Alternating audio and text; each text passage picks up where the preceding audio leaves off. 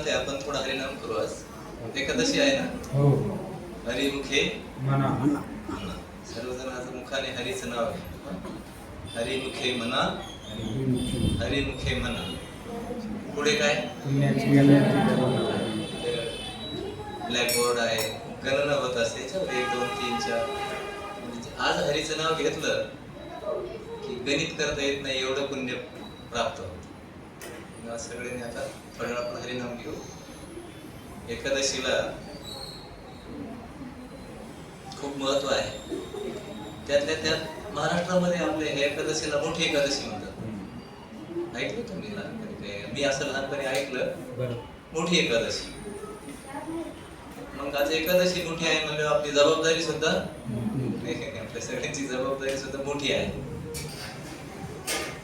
आपण सगळे जबाबदार आहोत. आज जबाबदार माणसं काय करतात? हिशोब करतात व्यवस्थित.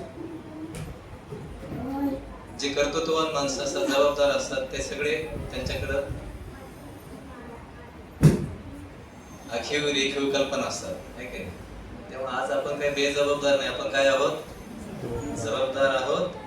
आणि हिशोब असं सांगितलं की हरिमुखे म्हणा, हरिमुखे म्हणा, पुण्याची गणना कोण करेल? बरं, याची पुण्याची गणना कोणाच्याच देवी देवतांना सुद्धा गणना करता येत नाही. भगवंताचं नावाचं जेव्हा स्मरण करतो त्याचं पुण्य किती फल प्राप्त होतो याचा हिशोब करता येत नाही म्हणले. पण पुढे अडचण अशी येते की काही लोक म्हणाले आम्ही संसारी आहोत, आम्हाला कुठे वेळ मिळणार आमच्या संसारातून. महाराज म्हणले असोनी संसारी, असोनी तुम्ही संसारात असले तरी काही अडचण येणार नाही. असोनी संसारी जीवेला वेग द्या जरा, हरिनामाला काय द्या? आपल्याकडे जीवात आहेच, सगळ्यांना बोलायला काय दिलेली आहे? जीवा आहेच. पण आज काय द्या म्हणजे तिला? जीवेला वेग द्यायचा, गती द्यायची. आणि गतीने काय होईल म्हणले? गती भरता प्रभू साक्षी. जे आपण गती देऊ त्याला भगवंत साक्षी आहे. गती दिली की आपल्याला ज्या ठिकाणी जायचं तिथे आपण लवकर पोहोचू. आपण संकटात जर सापडलो, पावसाळ्यामध्ये वादळ आलं, पाऊस आला जोराचा, आपण रस्त्यानं चाललो, आता आपल्याला भीती वाटायला लागली, काहीतरी आश्रय पाहिजे आपल्याला, आहे की नाही? आश्रय ठिकाणी जायला आपण जोराच्या वादळात, पावसात हळूहळू जातो का जोरात जातो? कसाही माणूस असला तरी पटकन धावपळ करत चालतो, आहे की नाही? कारण आश्रय प्राप्त होईपर्यंत तो जोरात चालतो, गती देतो आपल्या जीवनाला. एरवी तो रमत गमत चालत असतो, पण संकटात सापडल्यावर असं सांगितलं की या जगात आल्यापासूनच आपण संकटात आहोत, नाही काय? या जगात जसे आलो तो काही नाही काही आपल्यावर. मग आता काय करू आपण? भगवंताच्या चरणाकडे जायला गती देवा जरा. करायचं म्हणून नाही करायचं, थोडं वेगवान करायचं, प्रयत्न करू. श्री कृष्ण चैतन्य प्रभु नित्यानंद श्री अद्वैत गदाधर शिवासादि गौर भक्तवृंद. श्री कृष्ण चैतन्य प्रभु नित्यानंद श्री अद्वैत गदाधर शिवासादि गौर भक्तवृंद. हरे कृष्ण कृष्ण कृष्ण हरे हरे, हरे राम राम राम हरे हरे. हरे कृष्ण कृष्ण कृष्ण हरे हरे, हरे राम राम राम हरे हरे. हरे कृष्ण कृष्ण कृष्ण हरे हरे, हरे राम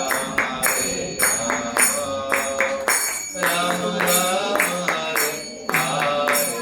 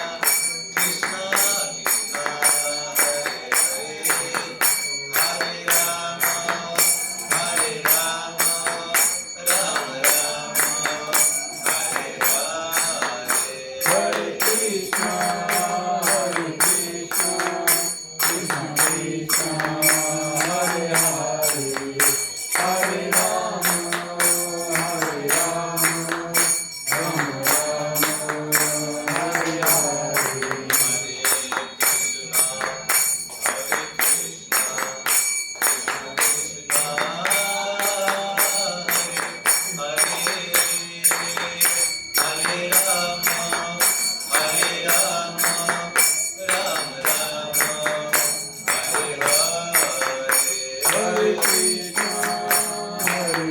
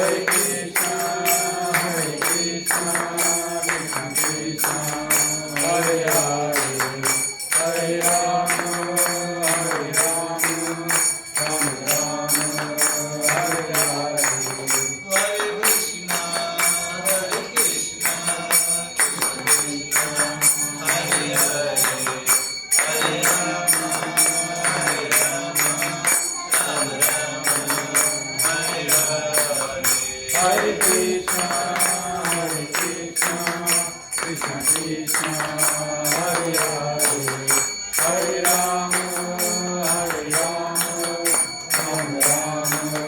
हरे हरे। जय जगन्नाथ जय जगन्नाथ जय बलदेव जय सुभद्रा।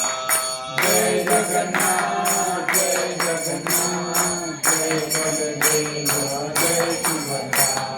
विठ्ठल रखुमाय विठ्ठल रखुमाय विठ्ठल रखुमाय जय विठ्ठल रखुमाय। विठ्ठल रखुमाय विठ्ठल रखुमाय विठ्ठल रखुमाय जय विठ्ठल रखुमाय।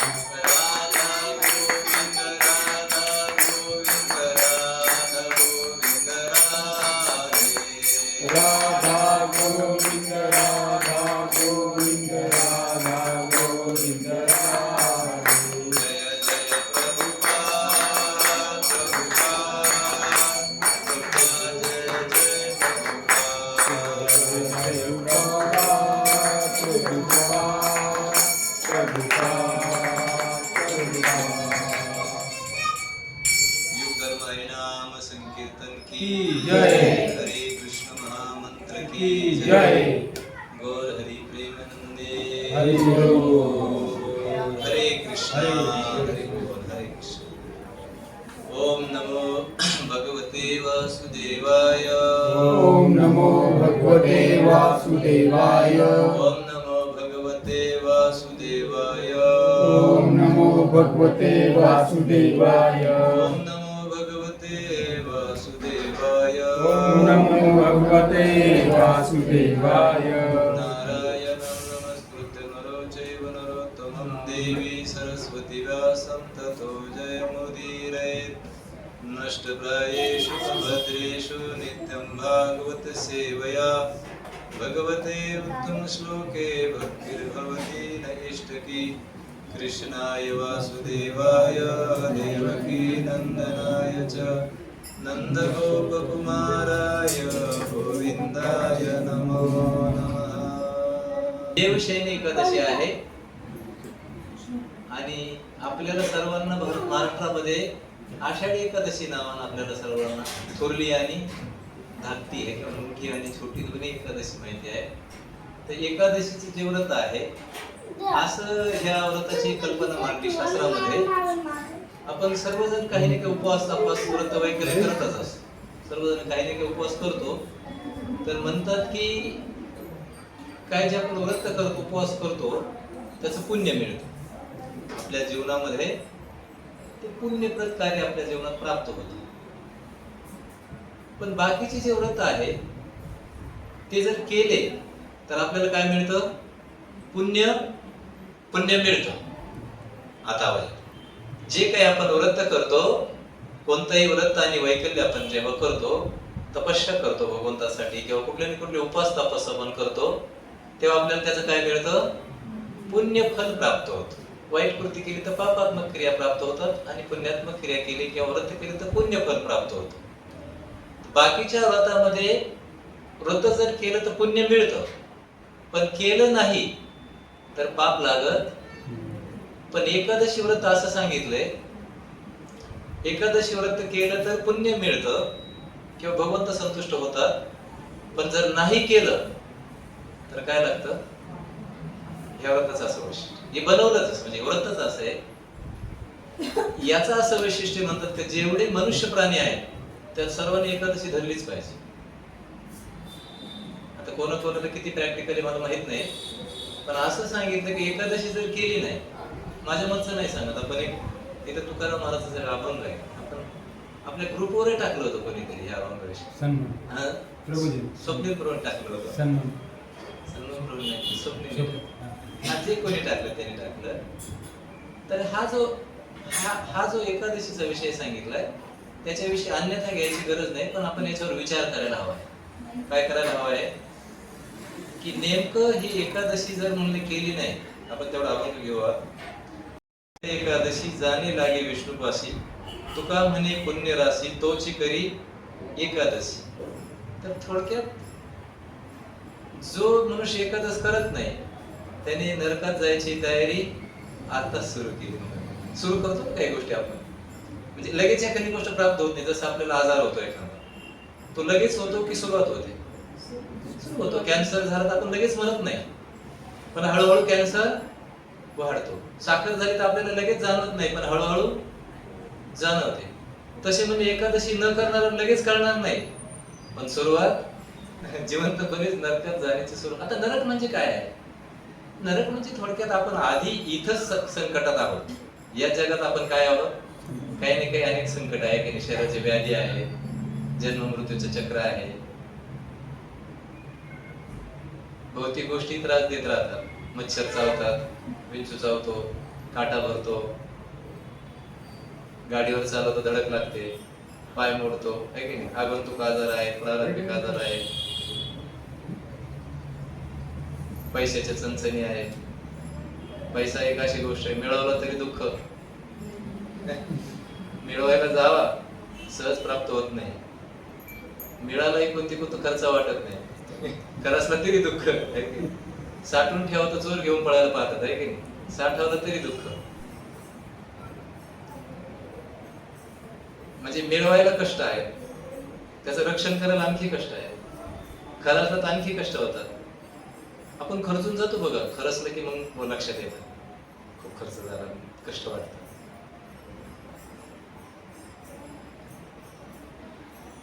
असो, साधा पैसा कमावण्यापासून तर खर्चापर्यंत कष्टच आहे. आपलं देह पण तसंच आहे. काही वेळा आनंद देतो.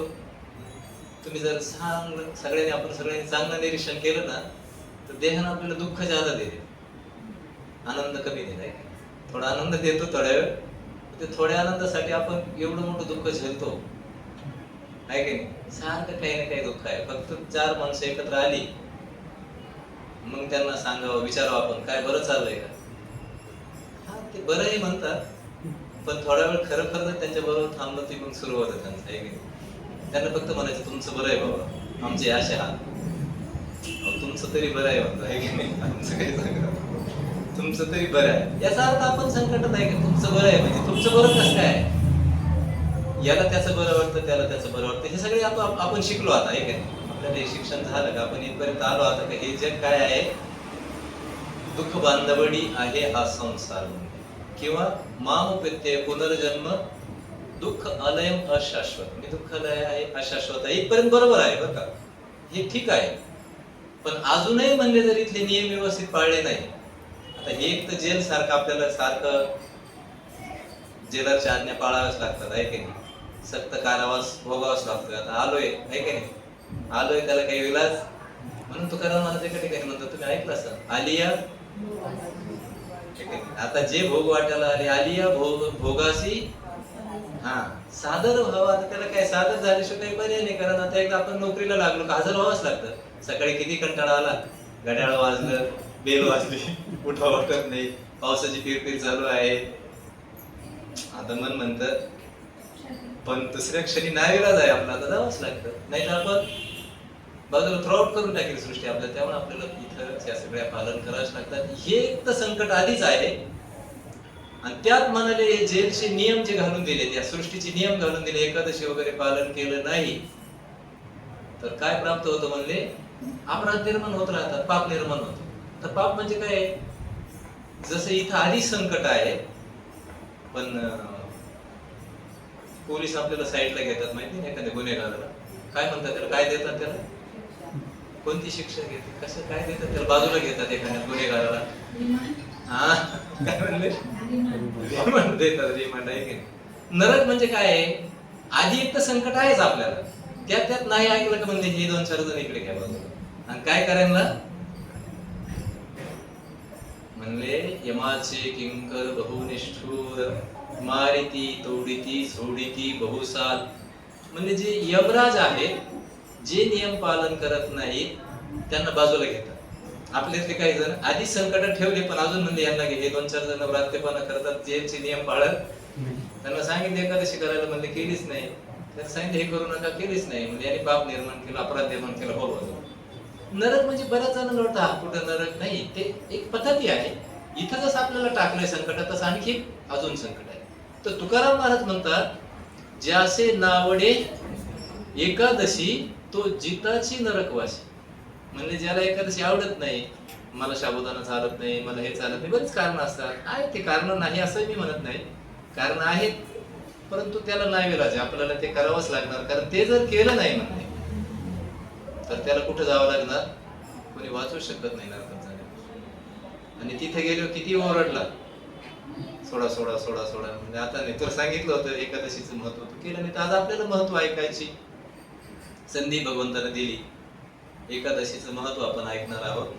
तर ज्याचे न आवडे हे व्रत त्याशी नरक ही भीत. म्हणजे काय आहे, नरकात जेवढ्या सजा नाही, आता काय सजा द्यावी यमराज विचार करतात. ते क्रूर लोक याला विचार करतात, अरे याला व्रत आवडत नव्हतं ना, तर याला जास्त त्रास देतील असं शास्त्रात संतांनी सांगितलं ना. शास्त्रात सुद्धा एकादशीचं वर्णन केलंय. एकादशीच्या व्रताने एक तर पहिल्यांदा भगवंत संतुष्ट होता, महत्वाची गोष्ट. भगवंत संतुष्ट झाले तर मग आपल्याला त्रास जास्त होणार. पण एकदा भगवंत जर संतुष्ट झाले नाही तर मग इथल्या त्या नियमाचं काय सांगता येत नाही. ज्याशी घडी एकादशी, पण ज्याने एकादशी ज्याला घडली त्याला विष्णूपाशी जाणे, त्याला भगवंताची कृपा प्राप्त होते, भगवंतापाशी जागा मिळते. तुका म्हणे पुण्य राशी तोची करी एकादशी. ज्याच्याकडे पुण्य प्राप्त झालंय तोच काय करू शकतो. मग आपण हरीच्या नावानं काय प्राप्त करतोय, म्हणून तर हरिमुखे म्हणा पुण्याची गण. आपण पुण्य प्राप्त केलं का आपल्याला एकादशी धरायला काय होईल, आवडेल, नावड येणार. जसं जसं मनुष्य हरिनाम घेतो आपोआपच त्याला एकादशी आवडायला. म्हणून तर आपण सुरुवातीला काय घेतो, सगळेजण घरी सुद्धा हरिनाम घेतलं पाहिजे, मग आपोआप एकादशी करणार. त्याच्या आधी हरिनाम न करता त्याला एकादशी सांगा, मग तो आपल्याला तर्कवाद सांगणार. असंच असतं का, तसंच असतं का, हेच असतं का, तेच असतं का. पण त्याने हरिनाम घेतला की प्रभू जे आहेत स्वतः हरी जे आहेत. हरिनाम म्हणजे काय आहे, नाम चिंतामणी कृष्ण चैतन्य रस विग्रह पूर्ण शुद्ध नित्य मुक्त अभिन्नात नामन नामिने. शास्त्रामध्ये असं वर्णन केलं की नाम चिंतामणी, नाम काय आहे, सर्व चिंतेपासून मुक्त करणार आहे, त्याचा तर्कवाद संपवणार आहे. त्याच्या मनामध्ये ज्या चिंता आहे, जो तर्क आहे, मी जर उपवास केला तर असं होईल का, मी तसं होईल का, हे केल्यानं ते होईल का, ते केल्यानं हे, असं असतं ना आपलं तर्कवाद. नाम काय करतं म्हणले, नाम चिंतामणी. भगवंताचं नाव कसं आहे, चिंतामणी. तुम्ही शब्द ऐकला का, चिंतामणी म्हणजे चिंतेचं हरण करणार आहे. आपल्या मनामध्ये ज्या काही चिंता आहे, आता चिंता प्रत्येक व्यक्तीला कशाची नाही कशाची चिंता आहे. ह्या जगात आलो म्हणजे चिंता आहेच. मला वेगळी आहे, तुम्हाला वेगळी आहे, कोणाला शारीरिक आहे, कोणाला मानसिक आहे, कोणाला बौद्धिक आहे, सामाजिक आहे, काही ना काही. माझं पोट दुखतं, याचं हे दुखतं, त्याचं काही ना काही चिंता आहे. पण नामस्मरण केल्यावर काय होतं म्हणाले, चिंतामणी. नामाने चिंता मुक्त होतो मनुष्य. टॉलस्टॉय नावाचे जे एक मोठे तर्कशास्त्रीय व्यक्ती आहेत, दार्शनिक आहे, त्यांनी सांगितलं या जगातला प्रत्येक व्यक्ती संकट, प्रत्येक व्यक्ती चिंतेत आहे. प्रभुपाद सुद्धा म्हणाले होते, छोट्या बाळापासून, छोट्या मुलांपासून आपण सर्व वृद्ध, श्रीमंत, गरीब, मोठे, या सगळ्यांना काही ना काही काय आहे. इथं बसलो तरी आपल्याला काही ना काही पण संकटात आहोत, चिंतेत आहोत. नामाचं वैशिष्ट्य काय आहे म्हणले, नाम चिंतामणी. कसं आहे म्हणले, कृष्ण चैतन्य रस विग्रह. जसं भगवंताच्या विग्रहापासून, मूर्तीपासून आपल्याला दर्शन घेतल्यानंतर समाधान वाटतं, झाले समाधान, तसं भगवंताचे दर्शन घेतल्यावर आपल्याला, तुकाराम महाराजांनी वर्णन केलं ना, सुंदर ते उभे विटेवर, विटेवर उभे असणारे सुंदर भगवंत जसे मनाला मोहित करतात संतांच्या, तसं कृष्ण चैतन्य, भगवंताचं जे चैतन्य आहे, भगवंताची जी शक्ती आहे, ती सगळी शक्ती कशात आहे, नामामध्ये आहे.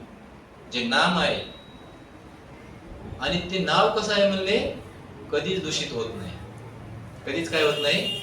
भौतिक जगतातल्या कोणत्याही गोष्टीने हरिनाम दूषित होत नाही. आपलं नाम दूषित होतं, आपल्या नावाला काही महत्व, आपण संपलो की, किंवा आपल्या नावाचं खरंय काही नाही, आपल्या नावावर म्हणी निघाल्या, नाव सोनूबाई,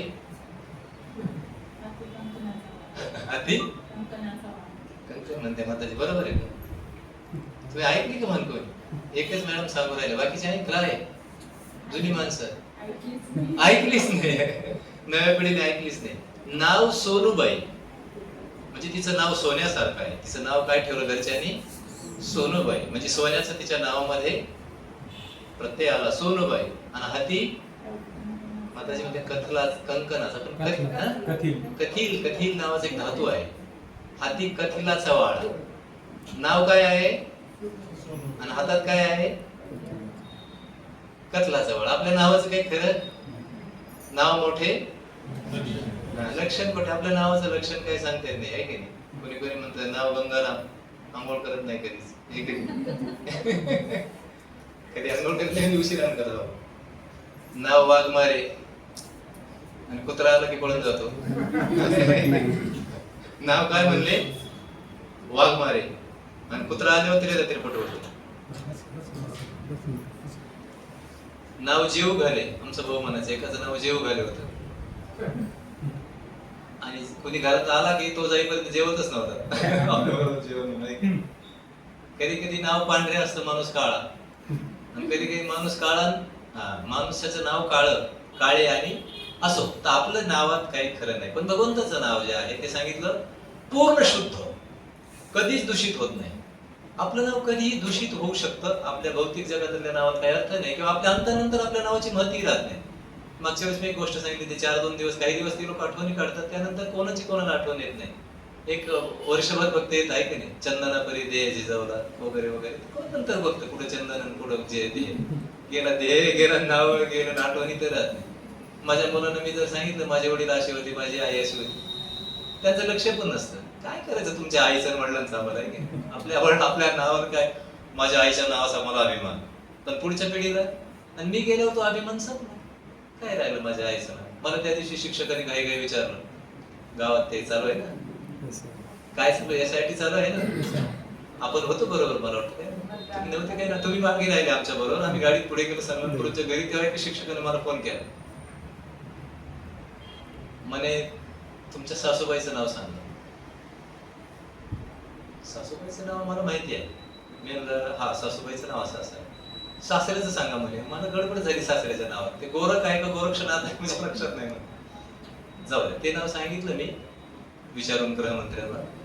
आणि मला विचारलं तुमच्या आजीचं नाव सांगा. मी आश्चर्य पडलो, माझ्या आजीचं नाव म्हणून मला माहित नाही. म्हणजे थोडं माहिती आहे, नानी म्हणायची तिला, पण माझी आजी मी 3 वर्षाचा किंवा 2-2.5 वर्षाचा असताना एक्सपायर झाली. मला नावच माहिती नाही तिचं. आज्याचं नाव तरी माझ्या वडिलांच्या नावासमोर आल्यामुळे आज्याचं नाव मला माहिती आहे. पण आजीचं पूर्वी काय आजीचं नाव लावत नव्हते, आता तरी आईचं नाव लावतात म्हणून माहिती होणं अपेक्षा आहे. माझ्या आजीचं नाव मी कधी ऐकलंच नाही. मी थोडा वेळ स्तब्ध झालो, म्हणतो सर कशाला पाहिजे माझ्या आजीचं नाव? असं काय करतं म्हणे, त्यांच्या आईचं नाव सांगितलं पण तुमच्या सांगा ना. म्हणून असं करा ना, त्यांच्या आईचं सांगितलं माझ्या आईचं लागेल ना. हा, तो दुसरा शिक्षक म्हणतो सॉरी आईचं सांग. आईपर्यंत ठीक आहे, पण मला माझ्या आजीचं नाव माहिती आहे का माहिती नाही? ते अशाश्वत आहे ना, त्या नावाला काही अर्थ. पण मला कृष्णाचं नाव माहिती आहे. आता कृष्ण अगोदर की माझी आजी अगोदर आली कृती तलावर? मला नाव कोणाच माहिती आहे आणि आजीचं माहित का? त्याचं कारण माझ्या आजीचं नाव काय नाही आहे, नित्य शुद्ध नाही. शुद्ध नाव असल्यामुळे ती गेलं बाजूला. पण भगवंताचं नाव काय आहे? कुठल्याही भौतिक नावाचा, भौतिक चेतनेचा, भौतिक घटकाचा त्याच्यावर काय होत नाही, प्रभाव पडत नाही. कृष्ण म्हणल्याबरोबर कृष्णच. एक माणूस म्हणत होता, मनोज नाव सांगितलं, तो म्हणे मनोज काय, एक हाक मारली 100 मनोज येते. पण कृष्ण म्हणले की एकमेव परम अद्वितीय. कृष्ण म्हणले की कृष्णच आठवतात, आहे की नाही? आपल्या मुलाला आपण कृष्ण म्हणत असो, पण आपण कृष्ण नाव घेतल्यावर नित्य शुद्ध पूर्ण मुक्त. शिवाय कृष्णाचं नाव कसं आहे? पूर्ण मुक्त. काही नाव घेतल्यावर आपल्याला संकट येतं, पण कृष्णाचं नाव घेतल्यावर काय होतं, आपण मुक्त होतो. काही नाव घेतलं संकट येतात, कळलं ना? एखाद्या मुलीचं नाव उगीच काय घेतलं, शाळेत एक पोरं सरांनी खूप जोडलं धरून. आमच्या बरोबर एक मुलगा होता, त्याला खूप चोप दिला. म्हणजे का? त्याने एका मुलीचं नाव घेतलं, हे अमुक म्हणला आणि त्याला मार बसला. पण कृष्णाचं नाव घेतलं असं काही संकट आहे का? काही संकट. कृष्णाचं नाव घ्या, मुक्त, पूर्ण मुक्त, नित्य शुद्ध पूर्ण मुक्त, अभिन्नात नामना नामे. आणि शिवाय कृष्णापेक्षा स्वतंत्र नाही. There is no different. Prabhupada म्हणायचे कृष्ण हिमसेल्फ, कृष्णच नेम अँड प्रसाद. भगवंताचा प्रसाद, भगवंताचं नाव आणि स्वतः कृष्ण, यामध्ये काहीच फरक नाही. आपण हरे कृष्ण म्हणतो ना जेव्हा, तेव्हा डायरेक्ट कृष्णांचंच प्राप्ती आपल्याला होते हृदयात. असं नाही का दुसरं काही येतं, कृष्णच असतात. नावापासून कृष्ण मुक्त नाही किंवा स्वतंत्र आपण आणि नाव वेगळं आहे. म्हणून तर आपले कितीतरी वेगवेगळे लोक आपल्याला वेगवेगळ्या ओळखीने ओळखतात, पण कृष्णाला कृष्ण म्हणूनच ओळखतात. संपूर्ण विश्वामध्ये ब्रह्मांडामध्ये कृष्ण कृष्णच आहे. त्यामुळे नाव मुक्त आहे. आणि जेव्हा आपण नामस्मरण करतो ती भौतिक जगतापासून मुक्त असल्यामुळे आपल्याला सुद्धा भौतिक जगतातल्या एन्झायटी पासून, चिंतनापासून कृष्ण काय करतात, मुक्त करतात आणि पुण्याची प्राप्ती होते. आणि जेव्हा पुण्याची प्राप्ती होते, तुकाराम महाराज म्हणतात, त्यावेळी काय होतं, ज्याच्याकडे पुण्य आहे, तुका म्हणे पुण्य राशी तोची करे एकादशी. मला महत्व काय सांगायचं कळलं का? आपण सगळ्यांकडून अपेक्षा करू शकत नाही. आमका धरीत नाही, तमका धरीत नाही. काही घरामध्ये असं असतं, एखाद्या घर कुटुंबात गेलो आपण, वडील धरतात, मुलं धरत नाही, कधी पत्नी धरते, कधी वडील धरत नाही. ते म्हणते आमच्या नाही चालत, त्यांच्यासाठी भाकरी करते, भाजी पोळी करते. कोणी कोणी कुटुंबच करत नाही. कधी कधी फक्त लहानी आणि मोठीच करतात, एरवी एकादशीच करत नाही. पण असं सांगितलं की एकादशी सगळ्याच केल्या पाहिजे. सर्व एकादशी सर्व मनुष्य प्राण्यासाठी, सर्वांसाठी. कारण हे व्रत जर केलं नाही तर काय सांगितलं, तो जिताची. मग त्याने आक्रमण सुरू केलं. कारण का, या व्रताचा परिणाम असा आहे की पुण्य तर प्राप्त होतं, भगवंत संतुष्ट होतात. पण जर व्रत केलं नाही तर त्याचं काय लागतं, अपराध बोध आहे. त्यामुळे आपण समजून घेतलं पाहिजे, एकादशी तशी सामान्य गोष्ट नाही. एकादशी खूप महत्वपूर्ण आहे, भगवंताला प्रिय आहे. त्यातही उपवासाचे काही वर्णन येते की पापेभ्यस्तु वासो गुणेस उपवास वेज्ञेय सर्व भोग विवर्जित. आता उपवासाच्या दिवशी काय करावं हा प्रश्न येतो. आमचा एक भाऊ म्हणायचा, उपवास धरून काय उपयोग आहे? एकादशी आणि दुप्पट खाशी. चला आता आज एकादशीला विनोद करू नये, पण सांगतोय की विनोदी गोष्ट होती आम्हाला. चिंतामण विनायक जोशी नावाचे एक लेखक होते, बऱ्याच जुन्या माणसाला माहिती असतात. शिवी जोशी नावाने लेखन करायचे, विनोदी शैलीचं लेखन असायचं. त्यांनी स्वयंपाकीन काकू नावाचे एक पात्र एका गोष्टीत सांगितलं. स्वयंपाकीन काकू, ते म्हणाले आमच्या कुटुंबामध्ये आम्ही सगळेच आकर्मणी व्यक्ती असल्यामुळे आम्ही एक काकूबाई स्वयंपाकासाठी आमच्याकडे ठेवली होती. आणि स्वयंपाकासाठी ठेवलेली काकू बरेच तिच्या त्याने वर्णन केले, तिच्या स्वभाव वैशिष्ट्याचे. पण एक वर्णन केले एकादशीचे. एक दिवस काकूने आम्हाला सांगितलं की मला आज एकादशी आहे. बरं बरं म्हणाले, मग मावशी काय आणू तुम्हाला? म्हणे हे बघा, माझं काही दुसऱ्यासारखं नाही, एकादशी आणि दुप्पट खाशी असं काही नाही. मला एक अक्षरभर दूध आण. अक्षर म्हणजे किती? किती? जुनी माणसं ओळखा. अक्षरभर दूध आण म्हणाले. नव्या मुलांना माहितीच नाही अक्षर काय आहे. लिटर मध्ये आलंय आता. असं आपण अर्धा लिटर धरू. एक अर्धा लिटर दूध आणा, फक्त अर्धा डझन केळी आणा, दुसरं काही मी घेत नाही. म्हणजे बस. नाही, थोडीशी खजूर आणा, मला काही जास्त लागत नाही. म्हणजे माझं काही इतरांसारखं नाही, एकादशी आणि असं माझं नाही. थोडी खजूर आणा.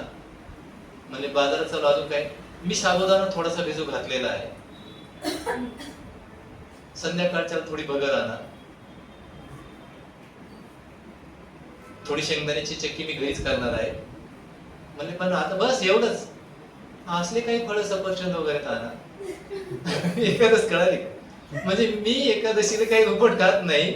आणि यादी पण इथं सांगितलंय, उपवास म्हणजे सर्व पापापासून आणि इंद्रिय तृप्तीच्या कार्यापासून दूर राहणे.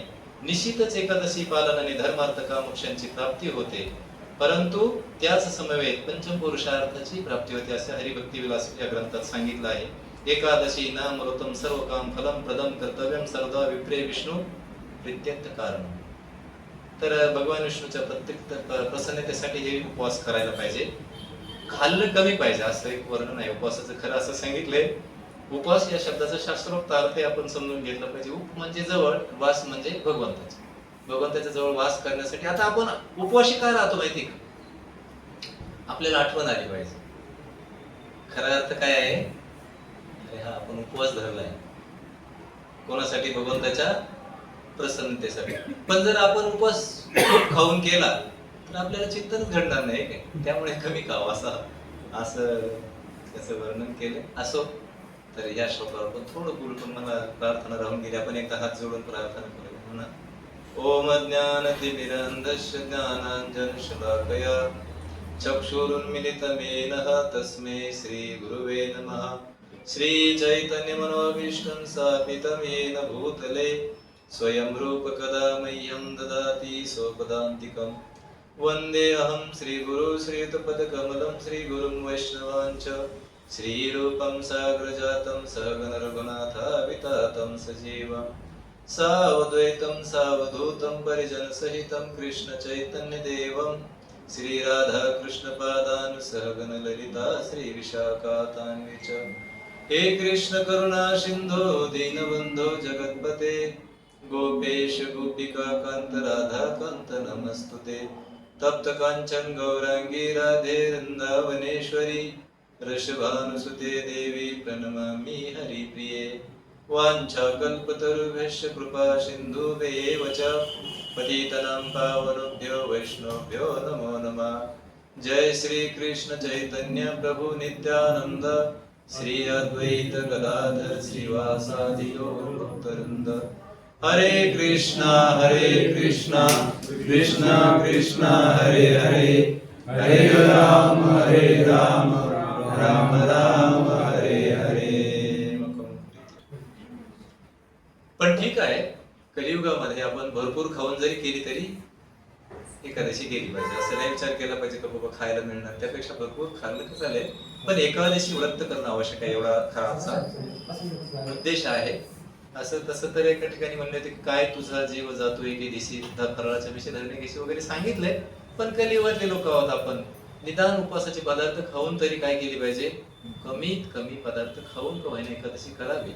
साधारण आता बऱ्याच संस्था आहेत, इस्कॉन मध्ये पण मी बघतो की फराळाचं भरपूर देतात, कारण काय होतं कलियुगातला माणूस थोडा अधीर आहे, त्याची क्षमता नाही, कशाची क्षमता नाही, ना उपवास धरायची क्षमता आहे, ना बल आहे, ना काय, उगीच आपलं त्याचं बोलणं जास्त आहे फक्त, आहे की बोलण्यात ज्यादा बळ आहे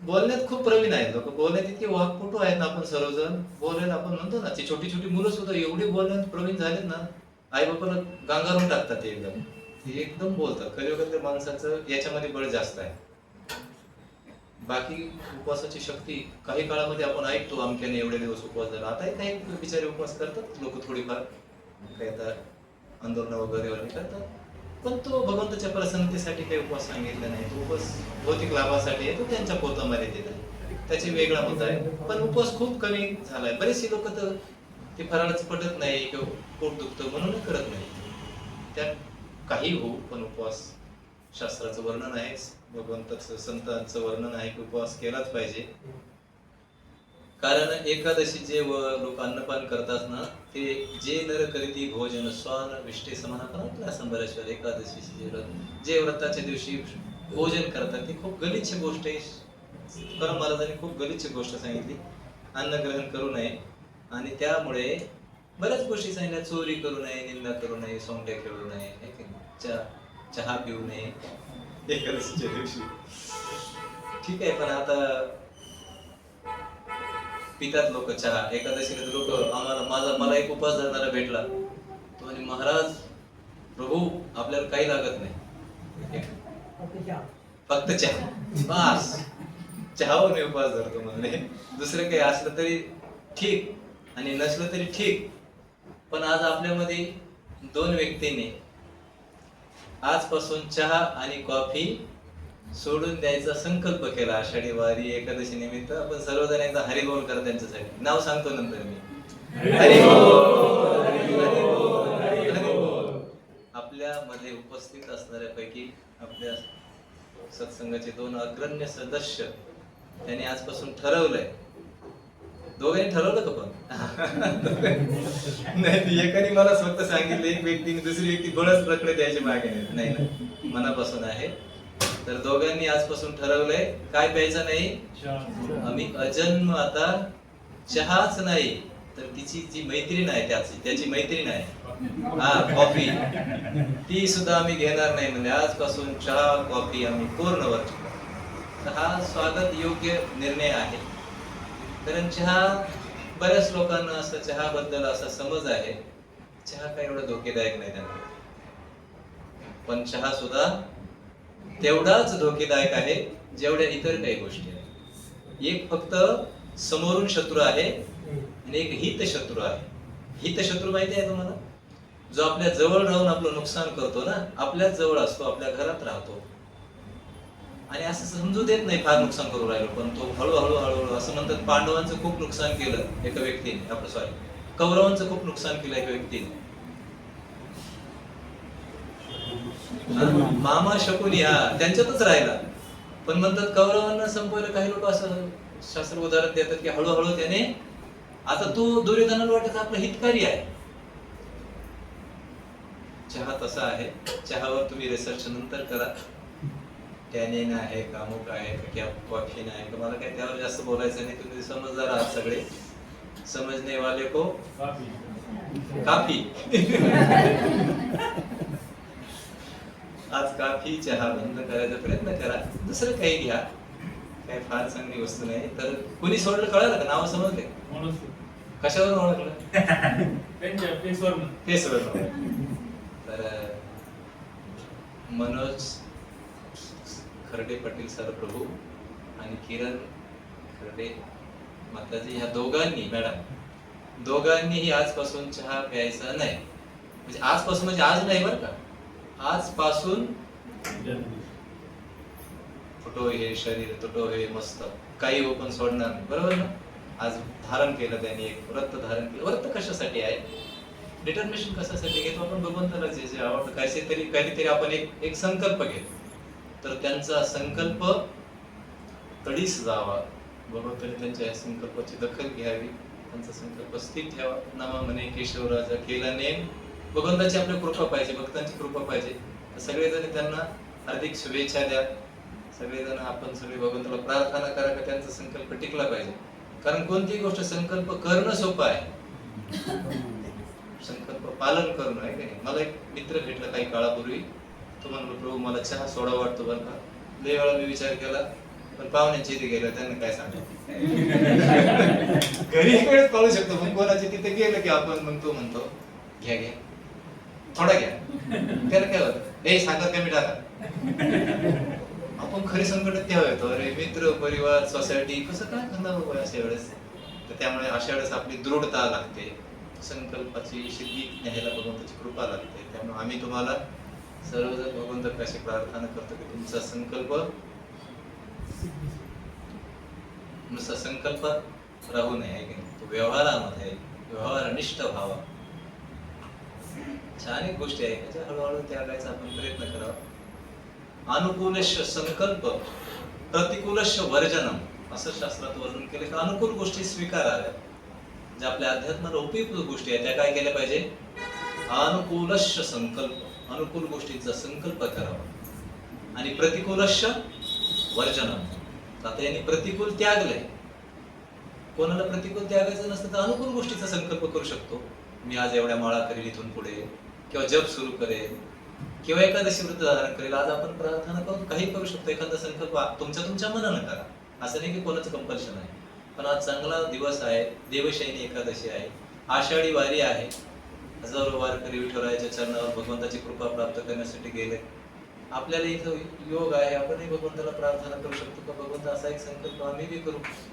बघा कोणाला काय काय करता येतं, तुम्हाला 2-3 मिनिटं वेळ देतो. कोणाला काही संकल्प तुमच्या मनात करा.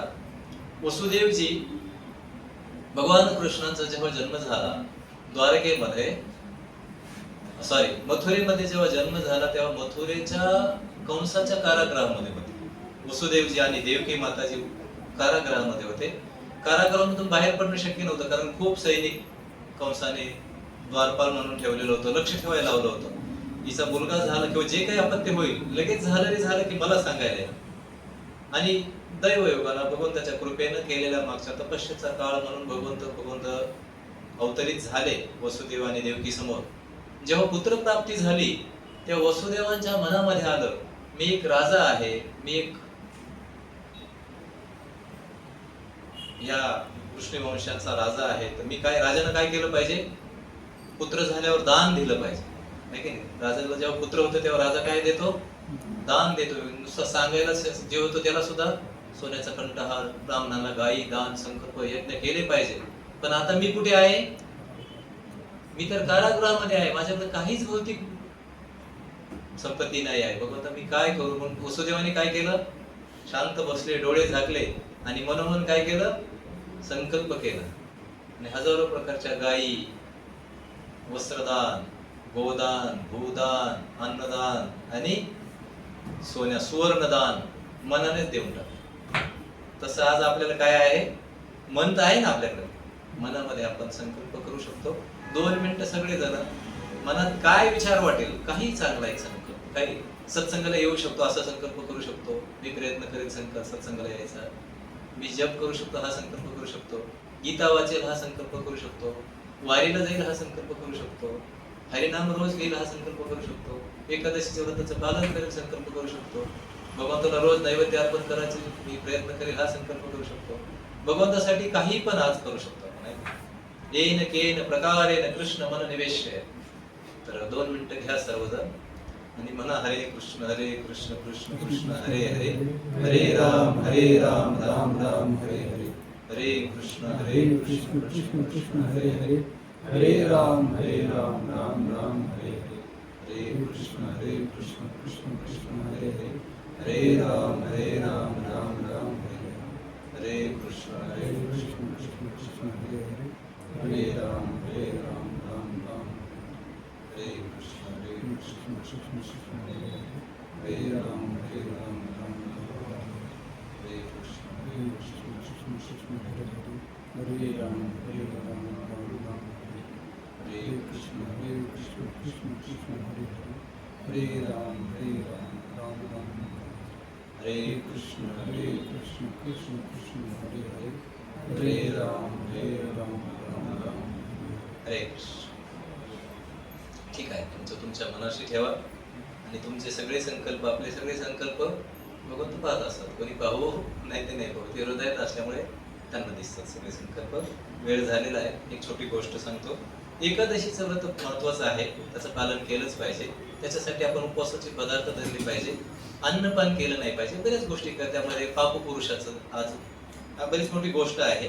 आता एकादशीच्या व्रताची गोष्ट मला सांगायची होती, पण माझं घड्याळ थोडं मागं आहे. किती वाजले बरं? हा नाही, मग थांबवा, एकच गोष्ट सांगतो. तर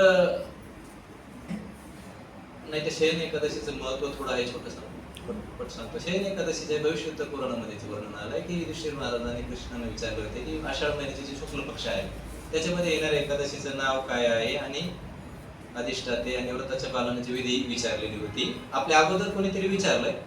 युधिष्ठिर महाराज जे आहे, पांडवांचे जे मोठे बंधू आहेत, त्यांनी विचारलं. भगवंतांनी याचं उत्तर दिलं. एकदा नारदांनी सुद्धा हा प्रश्न ब्रह्मदेवाला विचारला होता. भगवंत म्हणतात तोच मी तुला पुढे सांगतो, कंटिन्यू. आणि भगवंतांनी सांगितलं की जगतामध्ये एकादशी सारखं पुण्य कशातच नाही, म्हणजे असं ब्रह्मदेवाने सांगितलं. कोणते व्रत एवढे सर्व पापातून मुक्त होण्यासाठी प्रत्येकाने या व्रताचे पालन करावयास हवे, असं ब्रह्मदेवाने कोणाला सांगितलं? नारदांना सांगितलं. आता भगवंत पांडवांना सांगू राहिले, जो या व्रताचे पालन करतोय त्याला निश्चित नरक लोकात जावं लागत. नरक लोक एक भयानक लोक आहे यमांचा, तिथे जावं लागत नाही. आषाढ महिन्याच्या शुक्ल पक्षामध्ये येणाऱ्या एकादशी शयन एकादशी किंवा देवशयनी एकादशी असे म्हणतात. आणि त्यामुळे त्यांच्या प्रसन्नतेसाठी या व्रताचे, भगवंताच्या प्रसन्नतेसाठी या व्रताचे काय केले पाहिजे? या म्हणजे ह्या एकादशीच्या दिवसाचे अधिष्ठाता जे देव आहेत ते ऋषिकेश भगवंत आहे. तुम्ही ऋषिकेश होता ऐकलं ना? भगवंताचे एक नाव काय आहे? ऋषिकेश आहे, म्हणजे इंद्रियांचे स्वामी. ऋषिकेश ऐकले असो. असं सांगितले जाते की रघुवंश जो आहे, पूर्वी रघुवंशामध्ये मंदत नावाचे एक पृथ्वीपती राजा होते. मंदत नावाचे सत्यवती राजाचे ते अग्रगणी राजा होते. सत्यवादी होते, बरेच बलवान सुद्धा होते, पराक्रमी होते. ते जे मंदत नावाचे राजा आहे रघुवंशामध्ये, ते बलवान होते, पराक्रमी होते, शूर होते, प्रजेचं रक्षण हे आपल्या मुलासारखं करत होते. या पुण्यवान राजाच्या राज्यामध्ये कधी दुष्काळ पडला नाही म्हणते. ओला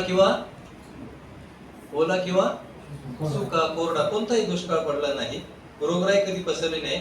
त्यामुळे राजाच्या प्रजेमध्ये जे लोक समृद्ध होते आणि सर्वजण सुखी पण होते.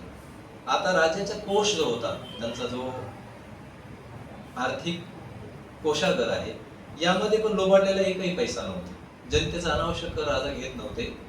अशा प्रकारे राजा आणि प्रजा दोघेही आनंदाने दिवस घालवित होते. काही वर्षानंतर दैवयोगाने अथवा भगवंताचे काही पाप कार्य, भगवंताच्या अपराधामुळे, पाप कार्यामुळे सलग 3 वर्षे या राज्यामध्ये एकही थेंब पाऊस पडला नाही. अगोदर दुष्काळ नव्हता, पण पुढे एक दिवस अशी घटना झाली की त्या राज्यामध्ये काय पडला? दुष्काळ पडला, पाऊसच पडेल. कधी कधी येतं ना आपल्यावर, कधी कधी संकट येते, पाऊस पडत नाही. काही ठिकाणी असे प्रसंग येतात. तुकाराम महाराजांनी आपल्या अभंगामध्ये वर्णन केलं की एवढा दुष्काळ पडला म्हणले की बरे झाले देवा निघाले दिवाळे, असं म्हणले. बरे या दुष्काळे, दुष्काळाने पीडा केली, पीडित झाले होते लोक, काही वेळेस होतात. अपुऱ्या धान्यामुळे लोक उपाशी राहिले, यज्ञ बंद झाले, प्रत्येक व्यक्ती दुःखाने व्याकुळ झाला आणि राजाला विनंती केली की हे राजा, कृपया आमचे ऐका. आणि वेदामध्ये पाण्याला नर असे म्हणतात आणि आयन म्हणजे अधिष्ठान होय. त्यामुळे भगवंताचे एक नाव जे नारायण असे आहे, जे नेहमी जलामध्ये वास करतात, ते पावसाचे स्रोत आहेत. पावसामुळे शेती पिकते, म्हणजे नारायण जे आहे ते पावसाचे स्रोत आहे. नारायण. अन्नधान्य उत्पन्न होते, पोषण होते. काहीतरी उपाय काढा आणि भगवंताची प्रार्थना करा, जेणेकरून सर्वत्र शांतता आणि समृद्धी पुन्हा स्थापन होईल. असं काही कार्य आपण करूया, सर्वजण मिळून चांगलं असं काहीतरी कार्य केलं पाहिजे. राजा म्हणाला तुम्ही जे सांगितलं खरं आहे बरं का, परंतु वेदशास्त्रात असं सांगितलंय की राजाच्या पापामुळेच दुष्काळ पडतो. जनतेला पाप जनतेला कोण करून देतं? म्हणून मग राजा जर पापी असेल तर जनता सुद्धा, आणि त्यामुळे पाप जर निर्माण झाल्यामुळे पाऊस पडत नाही. यथा राजा तथा प्रजा. मग माझ्याकडून पाप झाल्यामुळे मला काय पाप केलं हे काही आठवत नाही, परंतु तरी देखील माझ्या प्रजेच्या रक्षणासाठी मी प्रयत्न करतो, असं सांगून राजाने आपले काही अधिकारी लोकांना, सैनिकांना घेऊन ब्रह्मदेवाला नमस्कार करून अरण्यामध्ये प्रवेश केला. राजा अरण्यात गेले तपस्या करायला. काय करता येईल या दुष्काळासाठी? आता उपाययोजना काय करता येईल? आता भारतीय लोकांनी किंवा परदेशातल्या लोकांनी मध्ये मध्ये ते पाऊस कृत्रिम पाडायचं ठरवलं, पण सक्सेस झालं का? जास्त झालं थोडंफार, पण ते व्यावहारिक झालं. ते भगवंताच्याच हातात आहे. मग ते राजाने हा विचार केला का बाकीच्या काही गोष्टी करण्यापेक्षा आपण प्रार्थना करू. मग कारण तर कळेना माझं काय पाप झालं, पाऊस का पडेना. मग जेव्हा ते गेले तर अंगिरा मुनीला भेटले. वरण अरण्यात गेले तर त्यांना अंगिरा नावाचे ऋषी तिथे भेटले. अंगिरा मुनी ब्रह्मदेवाचे पुत्र असल्यामुळे राजाने त्यांना नमस्कार केला आणि त्या अंगिरा मुनीला राजाने विचारलं, महाराज मी काय करावं, कारण प्रजेला दुष्काळ पडला, सगळेजण संकटात आहे, त्यामुळे काय पाऊस पडत नाही, त्यामुळे प्रजा दुःखी झाली, मला कारणही सापडत नाही, मी आपल्या चरणाशी आलेलो आहे, कृपया मला मार्गदर्शन करा. वरिष्ठ माणसाला शरण गेल्यानंतर काहीतरी मार्गदर्शन ते करतील. अंगिरा मुनी म्हणाले, राजा वर्तमान युग सतयुग आहे, सर्व युगामधील श्रेष्ठ युग असल्यामुळे या युगामध्ये फक्त ब्राह्मण म्हणजे जे इंद्रियांचं दमन करणारे व्यक्ती आहेत त्यांनाच तपस्या करण्याचा अधिकार आहे. जे व्यक्ती इंद्रियांचं दमन करत नाही पण तपस्या करून त्याचा गैरमार्ग करतात, असा कुठेतरी एक व्यक्ती तुझ्या प्रजेमध्ये तपस्या करतो, ज्याच्या इंद्रियावर संयमन नाही आहे पण तो तपस्या करतोय. आणि तो तपस्या करत असल्यामुळे निष्पाप व्यक्ती, तो तपस्या करत असल्यामुळे त्याच्या तपस्यामुळे ह्या राज्यावर संकट ओढवलं. कारण ती तपस्या जर फलित झाली तर तो त्याचा काय करील? गैरवापर करेल. जसं हिरण्यकशिपूला तपस्याचं फल मिळालं पण त्याने प्रजेलाच वेठीस धरलं.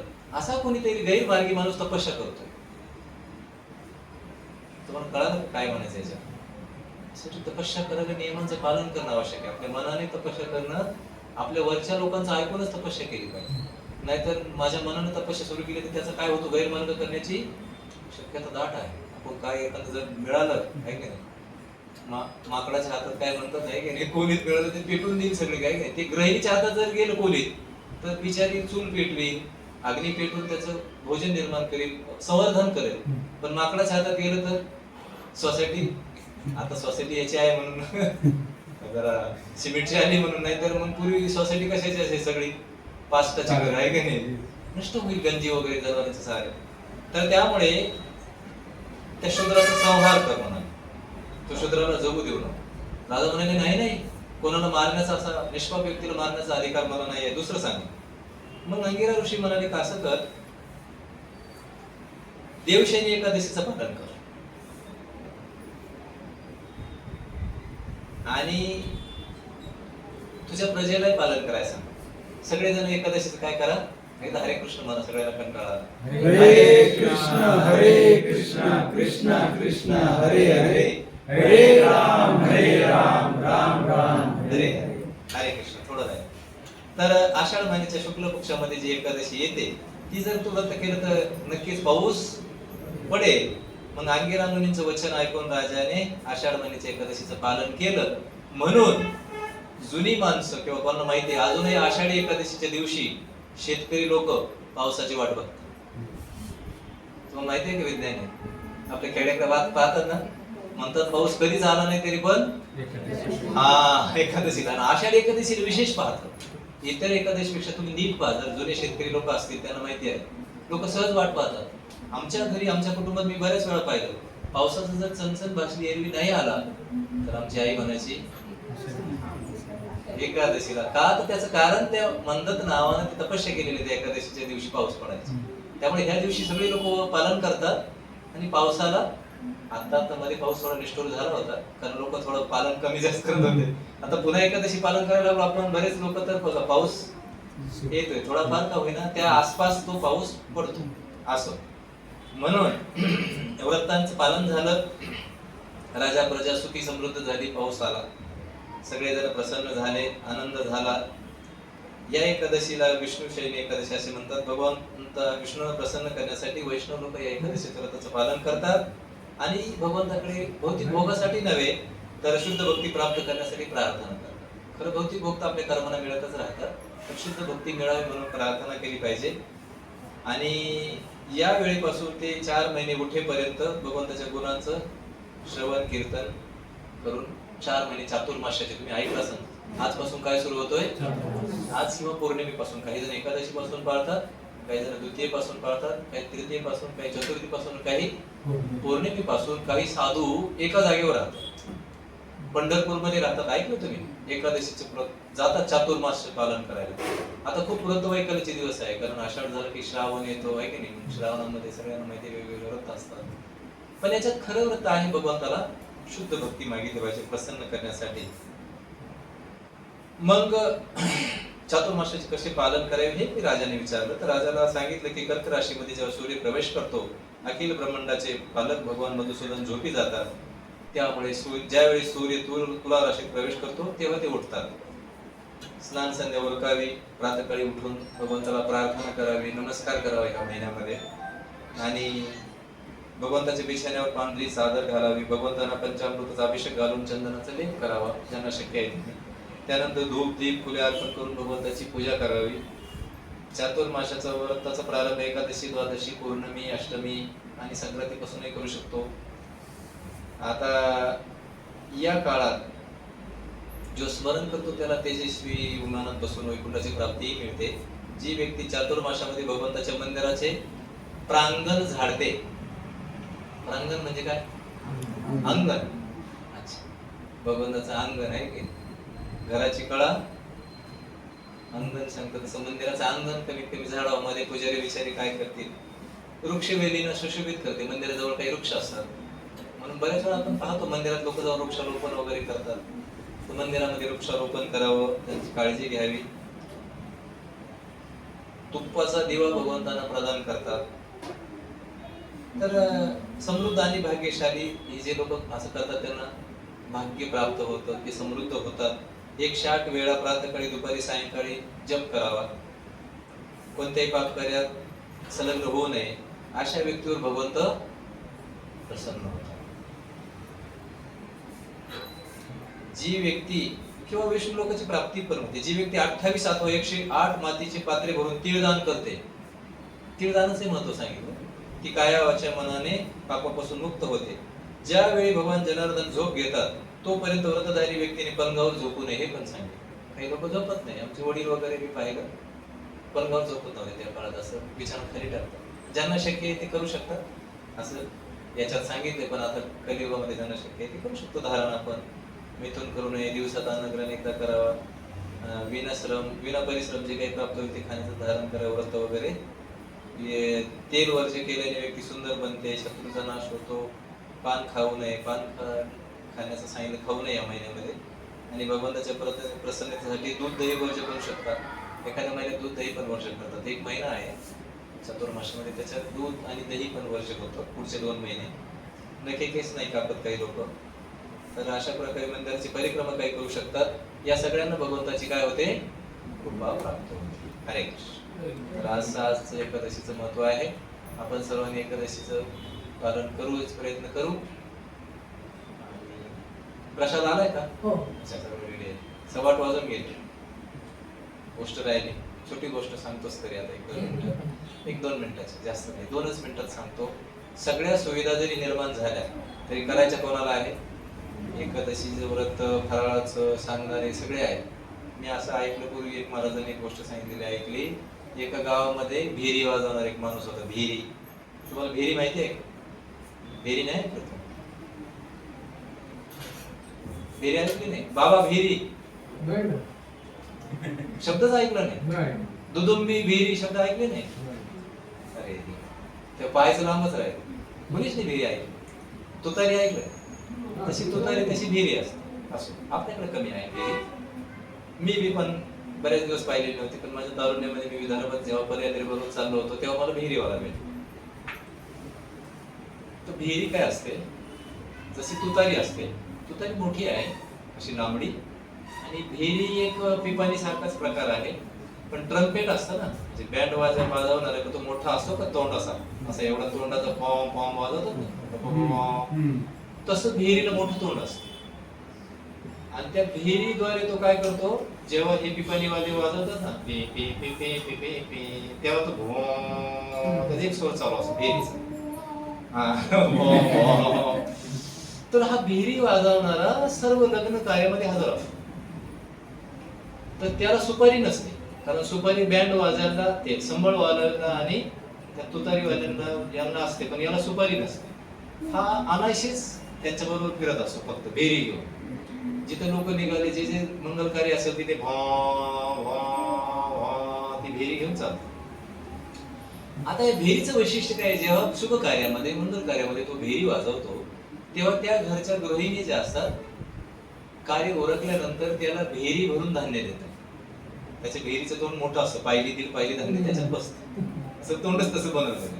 मग तो भेरी भरून धान्य घेतो. घरामध्ये पुरी, काय जे असेल रुखवताचं साहित्य ते पण मिळतं. त्यामुळे ह्या ग्रस्ताचं जीवन यापन सहजासहजी चालतं. लोकांच्या शुभ कार्यामध्ये जातो, आनंदाने लोक नाचतात, लोकांचं शुभ कार्य होतं, आणि याचंही जीवन यापन चालतं. पण प्रसंग असा झाला पुढे, हा भेरीवाला वृद्ध झाला, म्हातारा व्हायला लागला. आणि तो जेव्हा म्हातारा झाला, त्याचा मुलगा काही भेरी वाजवेल. त्याच्या मुलाला लाज वाटायची, ते लोकांपुढे जा आणि त्याला काही ते बरं वाटेल. तो मुलगा काही केलं, भेरीचं शिक्षण घ्यायला.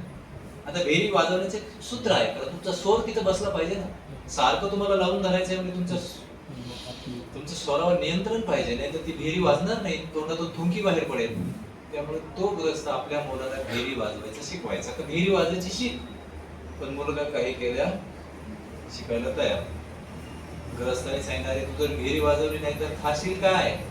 आपण असे गरीब माणसं आहोत, आपल्याला जमीन नाही, जुमला नाही, शेती नाही, बाडी नाही, तू शिक्षण घेतलं नाही, काय खाशील?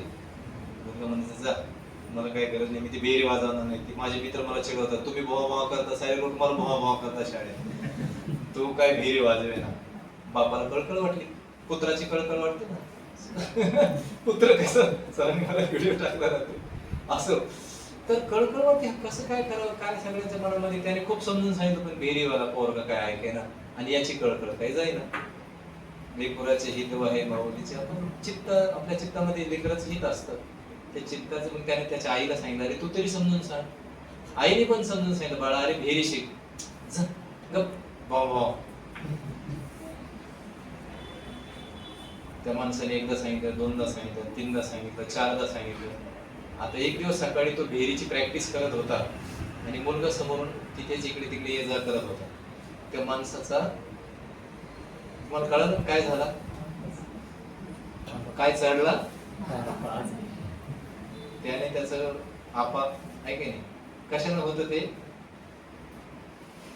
जेव्हा माणसाचा इच्छा पुरी होत नाही तेव्हा क्रोधामध्ये रूपांतर आहे की नाही. भगवद्गीतेचं मत आहे ना, क्रोधाभिजायते. त्याला क्रोध आला एकदम, हा माझी इच्छा ऐकत नाही म्हणून. आणि क्रोध आल्यावर त्याने त्या मुलाला पकडलं आणि पकडल्यावर लत्ता प्रहार, लाता खाली, तुम्ही शब्द वापरा पुढे, लाता खाली ती वापरत नाही. त्याला तुडवलं आणि त्याच्या गळ्यावर पाय देऊन उभा राहिला. मुलगा एकदम निचेष्ट झाला. आई म्हणजे अहो मारता की काय त्याला? तो म्हणला तू थांब, भेरी आण म्हणला. पहिलं भेरी आणली आणि त्याच्या तोंडात भेरीचं ते खुपसलं. तो पोरगा हसायला लागला. तो जोर जोरात हसल्यावर बाप म्हणलं कसा रे दृष्ट तू, तुला पटतं का? म्हणलं तू का हसतो, मी तुला एवढं मारतोय.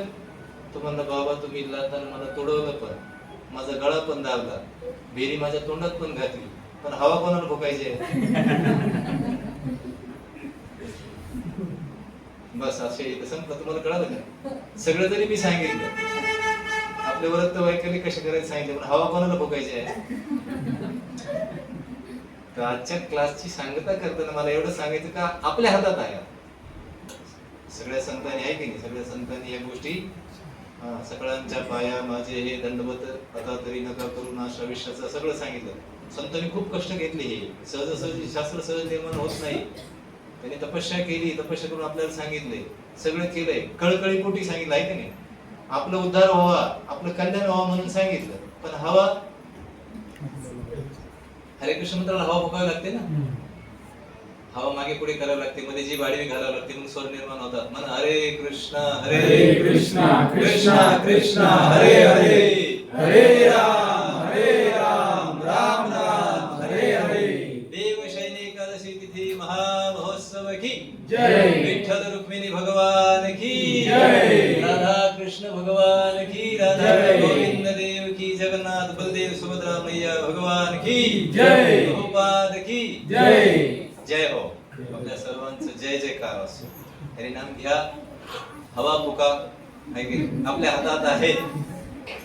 तर आपली कळकळ संतान लाईनरशी आधी येऊन थांबतो. चला तुम्ही करा तयारी. नमस्ते नरसिंहाय, नमस्ते नरसिंहाय, प्रल्हाद नारायणे, प्रल्हाद हिरण्यकाशी पूर्वक्षः, हिरण्यकशिपूर्वक्षः,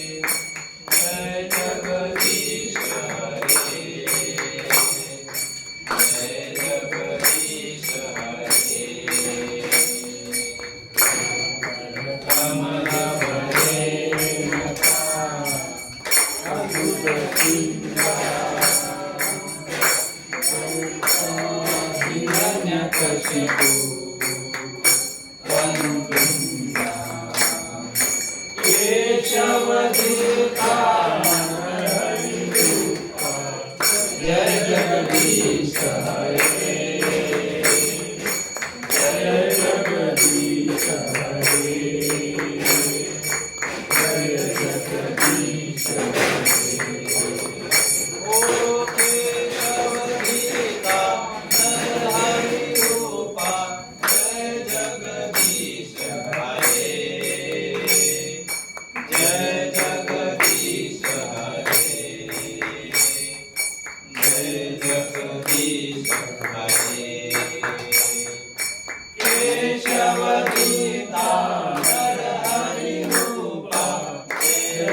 जगदीश हरे,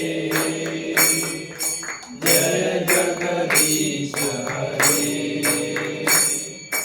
जय जगदीश हरे, जय नरसिंह हरे, नरसिंह हरे, नरसिंह हरे, जय नरसिंह हरे, जय नरसिंह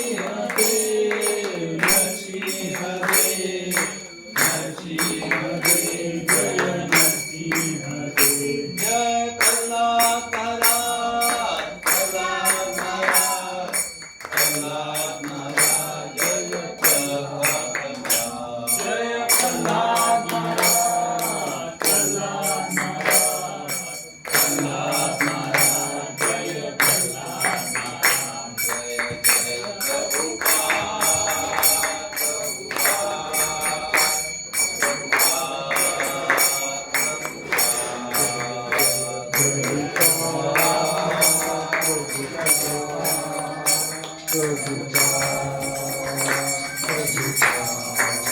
समस्त भक्ति विघ्न विनाशक नरसिंहदेव भगवान की जय।